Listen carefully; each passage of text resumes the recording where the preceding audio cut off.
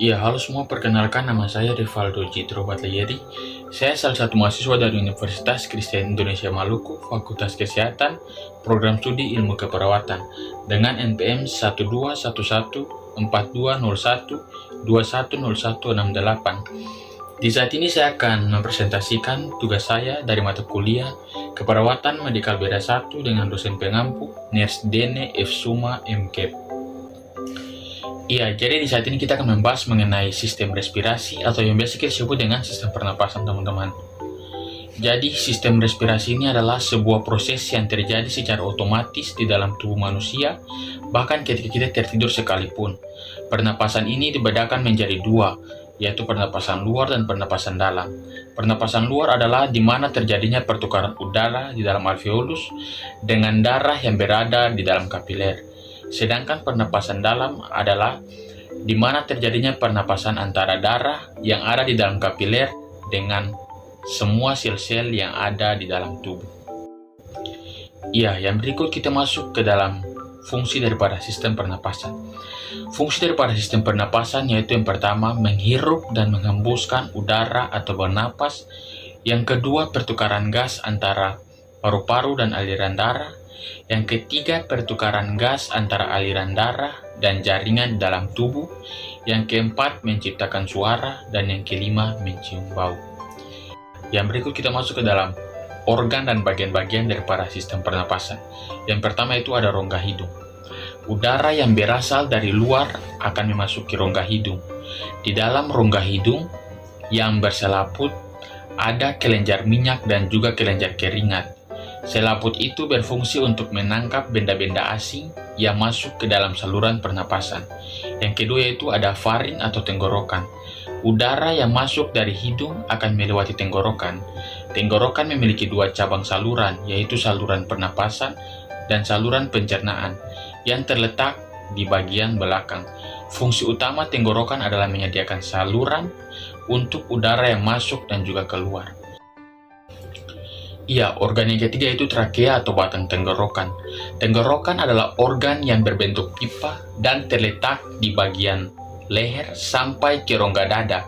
Dinding tenggorokan sangat tipis dan kaku dan ada di dalam rongga bersilia. Silia ini memiliki fungsi untuk menyaring benda asing yang masuk melalui saluran pernapasan. Yang berikut yaitu laring atau pangkal tenggorokan. Pangkal tenggorokan adalah organ pernapasan yang berbentuk seperti saluran dan dikelilingi oleh tulang rawan. Pangkal tenggorokan memiliki tulang rawan yang disebut dengan epiglotis.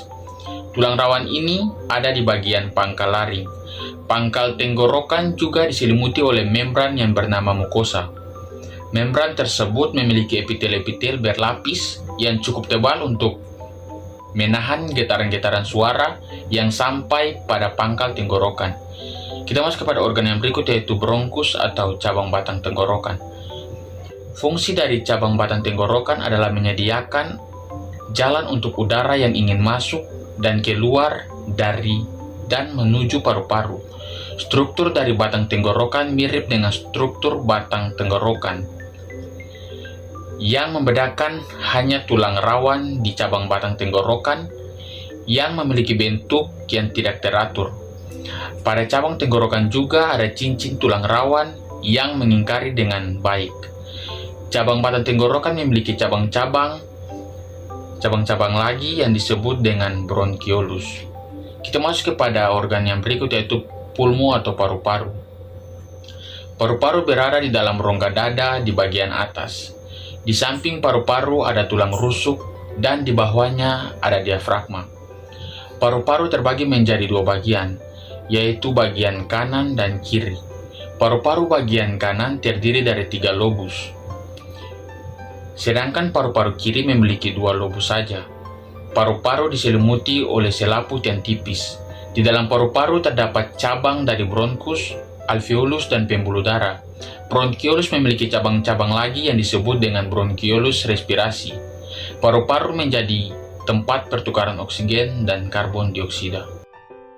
Yang berikut yaitu ada proses pernapasan. Proses pernapasan ini dibagi menjadi dua, yaitu ada proses pernapasan dada dan proses pernapasan perut. Proses pernapasan dada, ketika kita bernapas menggunakan dada, otot yang berperan adalah otot-otot di sekitar tulang rusuk. Otot-otot ini dibagi menjadi dua, yaitu otot tulang rusuk luar dan otot tulang rusuk dalam. Otot tulang rusuk luar memiliki peran untuk mengangkat tulang-tulang rusuk, sedangkan otot tulang rusuk dalam memiliki fungsi untuk menurunkan tulang rusuk ke posisi normal. Jika otot-otot tulang rusuk luar mengalami kontraksi, tulang rusuk akan terangkat sehingga volume di dada menjadi lebih besar. Hal ini akan menyebabkan tekanan dalam rongga dada menjadi lebih kecil. Karena tekanan udara yang ada di dalam rongga dada mengecil, akan menyebabkan aliran udara masuk dari luar tubuh ke dalam tubuh. Proses ini disebut dengan inspirasi. Apabila kontraksi dari otot dalam tulang rusuk dan tulang rusuk kembali ke posisi semula, maka akan menyebabkan tekanan udara di dalam tubuh menjadi bertambah. Hal ini akan menimbulkan udara di dalam paru-paru tertekan pada organ dada sehingga aliran udara terdorong keluar tubuh. Proses ini juga yang disebut dengan proses ekspirasi. Ya, yang kedua yaitu ada proses pernapasan perut. Pernapasan perut atau disebut juga dengan pernapasan diafragma adalah pernapasan yang menggunakan diafragma dan otot di dinding di rongga perut. Otot diafragma akan berkontraksi dan posisinya menjadi datar. Hal ini menyebabkan volume rongga dada menjadi bertambah besar dan tekanan udara menjadi kecil. Karena tekanan udaranya yang rendah, paru-paru akan mengembang. Saat itulah terjadi masuknya udara ke paru-paru atau proses menghirup udara. Sedangkan proses ekspirasi pernapasan perut terjadi jika otot diafragma menjadi rileks dan otot yang ada di dinding perut menjadi kontraksi. Hal ini akan menyebabkan bagian dalam rongga perut menjadi terdesak ke arah diafragma, sehingga hal tersebut menyebabkan posisi diafragma menjadi cekung ke arah rongga dada. Sebetulnya manusia terlahir secara alamiah bernapas menggunakan diafragma sepenuhnya, sehingga napas yang diambil bisa lebih dalam. Namun, seiring bertambahnya usia, manusia tidak lagi melakukan kebiasaan bernapas menggunakan diafragma ini. Segala sesuatu kegiatan sehari-hari tanpa kita sadari memaksa kita untuk secara bertahap beralih ke pernapasan dada. Ya, yang berikut yaitu bagaimana cara kita memelihara organ pernapasan. Di sini ada 4 cara teman-teman. Yang pertama yaitu hindari merokok. Yang kedua berolahraga. Yang ketiga hindari paparan polusi yang berlebihan. Dan yang keempat menghindari infeksi.